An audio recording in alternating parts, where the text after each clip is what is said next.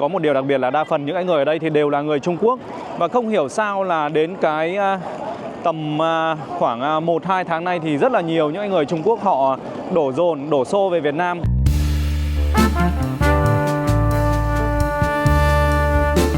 Quý vị khán giả thân mến, chào mừng mọi người đến với kênh của Vương Linh Vlog.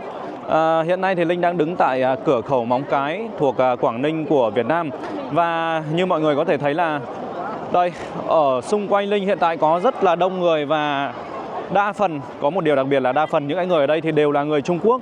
Và không hiểu sao là đến cái tầm khoảng 1-2 tháng nay thì rất là nhiều những người Trung Quốc họ đổ xô về Việt Nam.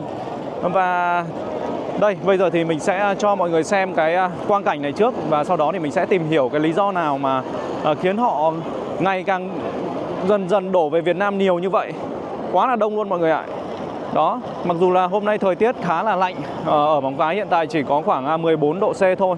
Và rất là lạnh đây, mọi người có thể thấy là những người đang đứng ở đây thì hầu hết đều đang mặc những cái chiếc áo khoác, áo phao. Thực sự là rất là đông. Và ngay bây giờ, thời tiết ngay bây giờ thì đang có mưa phùn nhẹ một chút, cộng với là có một chút gió nữa, cho nên là rất là lạnh. Vậy nên là rất là nhiều người họ đã đổ dồn vào trong này đứng này. Đó, và toàn là người Trung Quốc thôi mọi người ạ. Sẽ thỉnh thoảng có những người Việt Nam, đây, những người Việt Nam thì cũng đang bước dần sang bên phía cửa khẩu Đông Hưng. Tuy nhiên, phần đa ở đây đều là những người Trung Quốc và họ đi theo từng đoàn. Thì như vậy là họ là những người khách du lịch. Nhưng mà tại sao họ lại đổ dồn về vào mùa đông này rất là nhiều? Thì có lẽ là ở bên đó hiện tại đang có một cái kỳ nghỉ đông chẳng hạn. Hoặc là họ là những người di cư. Họ là những người di cư từ những cái vùng lạnh của Trung Quốc đến đây. Đó, rất là nhiều những đoàn khách du lịch với những cái chiếc vali. Đó, những cái chiếc vali này thì cũng là khá là nhỏ thôi. Thỉnh thoảng thì chúng ta sẽ thấy là những cái chiếc vali cỡ lớn và đội những cái mũ của những cái đoàn du lịch. Đó, và bây giờ thì họ đang ngồi la liệt quanh cái khu vực cửa khẩu này. Ở bên trong này cực kỳ đông luôn mọi người. Chỉ tính riêng trong này thôi thì mình ước chừng phải khoảng 200-300 người trong cái khu vực này rồi. Và còn rất xa nữa, trên cầu kín mít người luôn. Ngày hôm qua thì mình không kịp quay, nhưng mà ngày hôm qua là một ngày cũng rất là đông. Khi mà cái chỗ mình đang bước ở đây này tập trung gần như là nó kín người luôn, không có chỗ mà đi lại luôn. Có nghĩa là phải chen nhau để mà đi lại. Đó, bây giờ có rất là nhiều đoàn luôn đấy. Và bây giờ để mình xem đồng hồ nào. Hình như bây giờ, đúng rồi, bây giờ đã là hơn 12 giờ quá buổi trưa rồi. Và có lẽ là họ đang đứng ở đây để mà họ chờ đến lượt làm thủ tục để xuất cảnh sang Việt Nam. Cực kỳ đông người luôn. Và đa phần mọi người có thể nhìn những cái gương mặt đang có mặt ở đây thì đa phần họ đều là những người trung tuổi. Họ đều là những người trung tuổi thôi. Đó, gần như là rất là ít những người trẻ. Rất là ít những người trẻ đến Việt Nam. Hoặc là họ sẽ đến theo con đường khác, ví dụ như là đi đường bay chẳng hạn. Còn những cái vị khách này thì đó, đây là những cái tour. Đây cũng có thể là những cái tour du lịch giá rẻ từ bên Trung Quốc sang Việt Nam. Có những cái tour du lịch không đồng ấy mọi người ạ. Có những cái tour du lịch không đồng, có nghĩa là họ đến Việt Nam mà không mất những cái phí mà liên quan đến thủ tục giấy tờ ấy. Đó, cái đấy thì sẽ do công ty làm, công ty sẽ hỗ trợ cho họ. Tuy nhiên khi mà sang Việt Nam thì họ sẽ phải bị dẫn đến những cái cửa hàng bán những cái đồ gọi là những cái đồ rất là bình thường thôi, những cái đồ rất là bình thường cơ bản thôi. Tuy nhiên là bán với một cái giá gọi là một cái giá chém cắt cổ. Đó, một cái giá cao so với là cái giá thông thường. Và những cái mặt hàng thì có thể cũng là những cái mặt hàng mà kém chất lượng luôn. Cực kỳ đông luôn mọi người ạ. Ở đây thì không phải là chỉ 1.000 người đâu mà phải hơn, có thể là 2.000, 3.000 người đang tập trung xung quanh đây luôn đấy. Một lát nữa thôi vào buổi chiều thì có lẽ là cái lượng người ở đây sẽ lại càng đông hơn rất là nhiều luôn. Đó, toàn là người già thôi. Và đúng là như vậy, thì sẽ thỉnh thoảng sẽ có những cái người mà họ đi từ những cái vùng phía Bắc của Trung Quốc ấy. Họ bây giờ đang là thời tiết ở đó rất là lạnh. Có những nơi thì đang có tuyết rồi. Và cái nhiệt độ thì có những nơi người ta âm bao nhiêu độ C đấy. Đó, và họ sẽ có cái xu hướng là mỗi năm ấy họ sẽ có những cái xu hướng là di chuyển sang những cái khu vực miền Nam của đất nước họ. về những cái vùng biển phía đông, giống như là những cái vùng biển ở Quảng Đông ấy chẳng hạn, hay là những cái vùng Quảng Tây của Việt Nam đây này, đó, về những cái vùng mà sát với biển.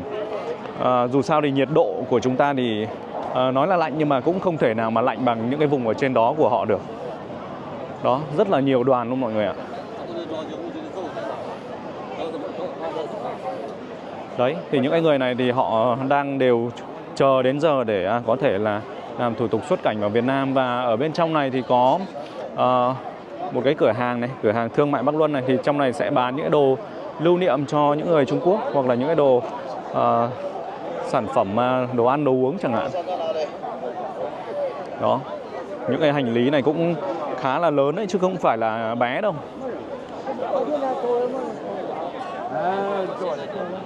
Cái việc di cư ở trong nội địa của Trung Quốc thôi thì gần như là năm nào cũng diễn ra, và đặc biệt là vào những cái khoảng thời gian mà gần Tết ấy, tại vì đó cũng là cái thời tiết mà lúc mà lạnh nhất. Đó, và họ có những cái kỳ nghỉ đông nữa cơ. Đó, vậy nên là cái sự đông đúc này thì nó càng lúc lại càng đông mọi người ạ. Ui, quá là khủng khiếp luôn. Mình gặp một người bạn ở đây và bạn này thì hay sang Đông Hưng để làm việc. Có lẽ là sẽ đi lại trong cái cung đường từ Móng Cái sang Đông Hưng rất là nhiều. Vậy nên là cũng muốn hỏi bạn là tại sao mà thời gian gần đây là rất là nhiều những cái người Trung Quốc họ sang Việt Nam. Thì chắc là mình đi nhiều thì chắc là mình có biết đúng không? Đây. Thì dạo gần đây mình sang thì mình thấy rất nhiều người Trung Quốc đúng không? Như các bạn cũng đang thấy này, rất là đông người. Họ xếp hàng ra cả bên ngoài luôn. Hôm nay thì thời tiết cũng hơi tí mưa bay nhưng mà những cái đoàn dài nó vẫn cứ tiếp nối. Dạo gần đây thì mình thấy là nhiều người Trung Quốc sang với cái mục đích là du lịch, hoặc là cũng có thể là họ tìm những cái cơ hội ở Việt Nam. Thứ nhất là làm ăn, hoặc là có thể là họ định cư chẳng hạn, rồi di cư sang. Việt Nam bây giờ đang nhiều cái phát triển chẳng hạn. Và những người già sang có thể họ tìm những cái nơi như kiểu viện dưỡng lão, hay là những cái địa điểm lý tưởng ấy, để họ có thể là sống cái tuổi già của họ ở bên đó. Mình đi sang thì thấy là rất là đông nhá, các bạn thấy hình như là rất là nhiều. Cái thời gian tầm mùa hè nhỉ? Có lẽ là nó liên quan đến cái kỳ nghỉ đông của họ hay gì không nhỉ? Cũng có thể nhỉ, hoặc là những cái công ty của họ, hoặc là những cái bên gọi là hội nhóm ấy, họ chọn cái thời điểm vào đầu đông này đi cho nó đỡ nắng nhỉ. Đi cũng có thể là thời tiết nó dễ chịu hơn nhỉ. Họ trải nghiệm được nhiều hơn chẳng hạn nhỉ. Mùa hè thì hơi nắng một chút. Ok, chào các bạn. Đấy, thì bây giờ Trung đang cũng khá là bận cho nên là mình sẽ tiếp tục quay xung quanh đây cho mọi người xem. Thì đây, như trước mặt mọi người đây vẫn còn rất là nhiều những cái đoàn khách du lịch họ vẫn đang bước đến theo cái chiều hướng là đến Việt Nam. Và bạn Trung thì bạn phải chạy rồi, bởi vì là mình rất là vội vàng khi vô tình gặp bạn ở đây và bạn ấy đang đi theo gia đình. Đó, đây, rất là đông mọi người ạ. Tí nữa thôi, khoảng tầm 1 tiếng nữa thôi còn đông hơn rất là nhiều. Mặc dù là hôm nay trời lạnh đấy nhá. Mặc dù là trời lạnh. Đó, thì bây giờ mình sẽ bước sang cái hướng bên phía Đông Hưng, và buổi chiều quay về thì mình sẽ xem là cái thời gian lúc đó sẽ còn đông như vậy không. Đó, mời các bạn tiếp tục di chuyển theo Linh.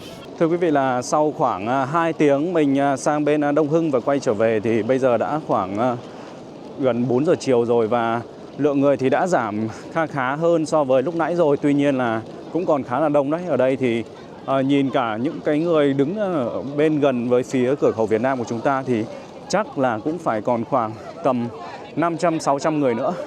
Rất là đông luôn đấy. Và đây là những cái người Trung Quốc họ đang đứng check in với đây này. Đó, đây là cái ranh giới giữa Việt Nam và Trung Quốc này.